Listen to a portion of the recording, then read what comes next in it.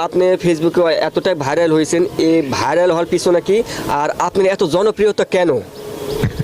আসলে ঘটনা হলো কি, মানে এলাকা এমন একটা মনপুর থানা, তানোর থানা, বাগমারা থানা, প্রত্যেকটা এলাকায় 2, 4, 10, 50টা করে বন্ধু বান্ধব আমার আছে ইনশাল্লাহ। মানে মনে প্রাণে ধ্যানে জ্ঞানে সবাই আর কি ভালোবাসে। ভালোবাসা হচ্ছে আলাদা জিনিস, এটা কোটি টাকা দিলেও সেটা হয় না। তো মানুষ আমাকে ভালোবাসে, আসলেই ভালোবাসে। মানে ওদেরকে ভাষায় প্রকাশ করা যাবে না।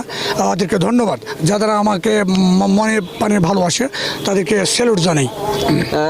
আপনি ছোটবেলা থেকে গান পছন্দ করেন, সেক্ষেত্রে কিন্তু আপনি এখন পর্যন্ত গান বলতেছেন। আপনার ভবিষ্যৎ প্ল্যান কি এবং আপনি যে পরিমাণ ভাইরাল হয়েছেন, কিন্তু আপনি কি এর কাছে আরও থাকতে চান?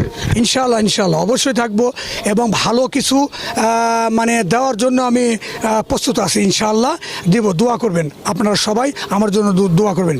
আসসালামু আলাইকুম। আর ইতিমধ্যে আপনাকে অনেক তুলপাল